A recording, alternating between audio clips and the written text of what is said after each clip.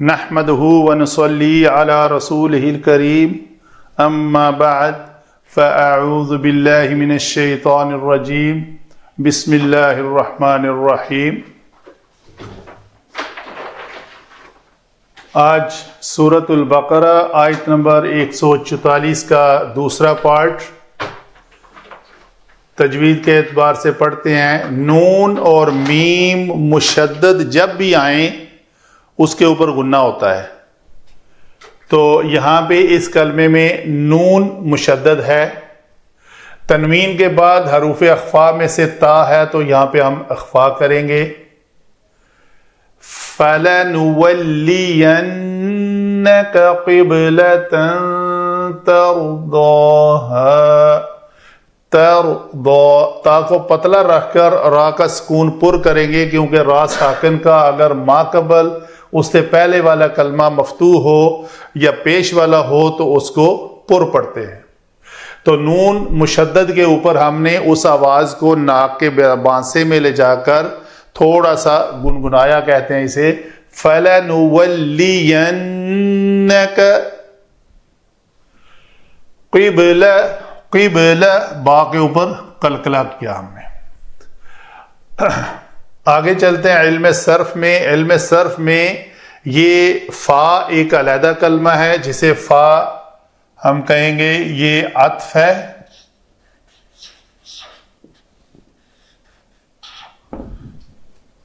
آگے لام ایک علیحدہ کلمہ ہے، نولیہ یہ ایک کلمہ ہے، اس کے ساتھ نون ثقیلہ لگایا ہوا ہے، تو یہ باب تفعیل سے واو لام یا مادہ ہے، واو لام یا تفعیل سے بنے تو وہ بنتا ہے ولیہ یولیو، یولیو سے اگر ہم جمع متکلم کا صیغہ لیں تو وہ بنتا ہے نولیو۔ نولیو میں کیا ہوا کہ یا متکلم یا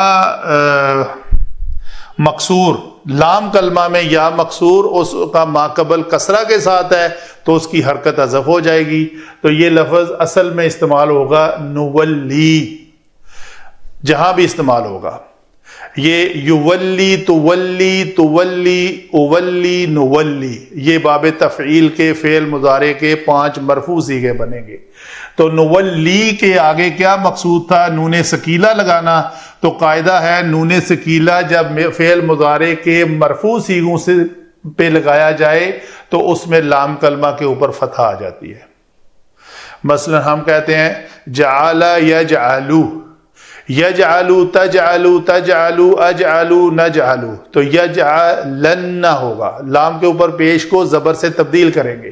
ایک یہ بات ہوئی، دوسری بات یہ ہے کہ اس سے پہلے ایک لام کا اضافہ ضرور کریں گے، تو یہ بن جائے گا لنولین، نون ثقیلہ لگ گیا یہاں پہ اس لام کے ساتھ۔ ابھی لنولین میں اس کے پہلے ایک فا عطف لگانا مقصود تھا، وہ لگا دیا، اور اس کے بعد ایک ضمیر لگانا مقصود تھی جو قاف ہے، حرف ضمیر منصوب متصل، یہ لکھی ہوئی ہے ضمیر منصوب متصل ہے قاف، تو یہ پورا کلمہ بن جائے گا حرف اور فعل اور پھر ضمیر کے ساتھ مل کر فَلَنُوَلِّيَنَّكَ۔ تو فعل مضارع کے جمع متکلم کے صیغے میں ایک ضمیر مستتر ہوتی ہے جسے ہم نحن کہتے ہیں، پہلے میں ہوا، ہیا، انت، انا اور نحن بالترتیب۔ آگے ہے قبلتن، قاف با لام مادہ سے، اس کو میں پہلے بتا چکا، وما جعلنا القبلۃ التی كنت علیہا پچھلے لیکچر میں، تو یہ لفظ قبلہ۔ ترضاها، را ضاد واو مادہ سے، یہ لفظ جی علماء کی رائے ہے کہ یہ رودیوا تھا، باب سین سے آتا ہے، رودیوا یرداو، تو یرداو سے ہمارا لفظ ہے ترداو۔ واو جو ہے جب کسی کلمے میں تیسری جگہ سے ہٹ کر چوتھی، پانچویں یا چھٹی جگہ پہ چلی جائے تو وہ یا ہو جاتی ہے۔ تو 1 2 3 4 واو چوتھی جگہ پہ چلی گئی تو یہ تردیو ہو گیا. تردیو میں اس یا کو ہم نے کیا کرنا ہے ابھی, اس داد کی زبر کی وجہ سے الف میں بدلنا ہے. تو سوال ہے الف کو الف لکھا جائے یا کی ہی شکل میں لکھا جائے. تو یہ چونکہ لفظ یہاں پہ اس طرح لکھا ہوا ہے اس وجہ سے اس کے ساتھ ہا ضمیر جڑی ہوئی ہے, یہ سافٹ ویئر سے کاپی شدہ ہے, تو اس ایک کنگرا کی شکل میں ہا آتا ہے. تو اصل میں اگر اکیلا لکھنا ہے تو یہ تردا ہوگا. تو یہاں پہ یہ بنا لفظ ہمارا تردا. تو راضی ہوتا ہے یا ہوگا, ہا ضمیر وہی منصوب متصل چونکہ فعل کے بعد آئی ہے, تو یہ لفظ ہمارا آگے دیکھتے ہیں وہ کیا بنتا ہے.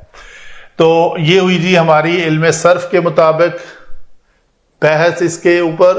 آگے چلتے ہیں علم نحو میں. علم نحو میں دیکھتے ہیں تو پتہ چلتا ہے فا عطف ہے, لام اور نون ثقیلہ اس میں معنی لا رہا ہے ضرور بالضرور, یعنی تاکید آ رہی ہے نون ثقیلہ کے ذریعے اس فعل کے اندر کہ ہم ضرور بر ضرور پھیر دیں گے. ولا یا یولیو کہتے ہیں پھیر دینا, کسی کا رخ پھیر دینا.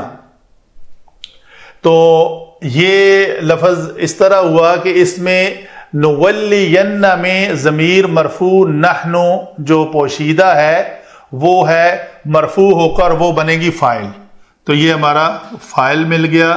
فعل کیا ہے, وہی ولا یا پھیرنا. کون پھیرے گا, نحنو پھیرے گا فاعل بن کر. ہم پھیر دیں گے.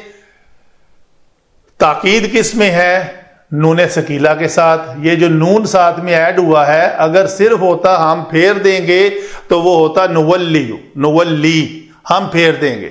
لیکن تاکید ہے ضرور بر ضرور پھیر دیں گے, اس نون ثقیلہ نے اس کا معنی ضرور بالضرور لایا. کس کو پھیر دیں گے, کاف. یہ کاف ضمیر منصوب متصل ہے تو یہ ہے مفعول بہی. یہ ضمیر جو ہے یہ ہے مفعول بہی اول. پھیر دیں گے کسی کو, کس طرف پھیر دیں گے, یہ ہے پھیرنا. یہی ہوتا ہے کہ ایک کا رخ دوسری طرف پھیر دینا.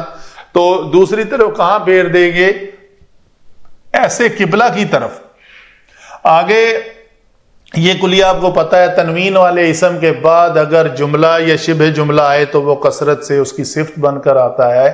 ترضاہا, تو راضی ہو جس قبلہ کی طرف. یہ ہا ضمیر جو ہے وہ اس قبلہ کی طرف لوٹ رہی ہے. تو ہم آپ کا رخ اس طرف ضرور بر ضرور پھیر دیں گے جس قبلہ کی صفت یہ ہے کہ آپ اس پر راضی ہیں, آپ چاہتے ہیں کہ اس قبلہ پر آپ کو پھیر دیا جائے, تو ہم آپ کو اس کے اوپر ضرور بر ضرور پھیر دیں گے. تسلی دی جا رہی ہے. تو یہ اسم منصوب ہے, یہ موصوف ہے. صفت اس کی کیا ہے, یہ جملہ فعلیہ محلن منصوب بن رہا ہے. ترضاہا, ترضاہا میں کیا ہے, فعل فاعل اور مفعول. فعل بھی ہے اور فاعل کیا ہے اس میں, انت ضمیر جو پوشیدہ ہے. یہ واحد مذکر کا صیغہ ہے تو اس کے اندر وہاں پہ جیسے ان نحنو ہے اسی طرح یہاں پہ انت ضمیر مرفوع متصل وہ فاعل بن رہی ہے. تو آپ راضی ہیں جس مفعول بہی پر. تو یہ ہا ضمیر جو ہے یہ مفعول بہی بنی. تو یہ پورا جملہ جو ہے محلن منصوب ہو کر صفت بنے گا اس موصوف کا. یہ قبلتن ہو گیا. تو موصوف اور صفت مل کر مرکب توصیفی ہو کر مفعول بہی ثانی بنے. تو ہم ضرور یعنی عطف, ہم ضرور بالضرور آپ کو اس قبلہ کی طرف پھیر دیں گے جس پر آپ راضی ہیں. یہ ہوئی جی دوسرے پارٹ کی تفصیل. آگے چلتے ہیں اگلے پارٹ کی طرف. وما علینا الا البلاغ المبین.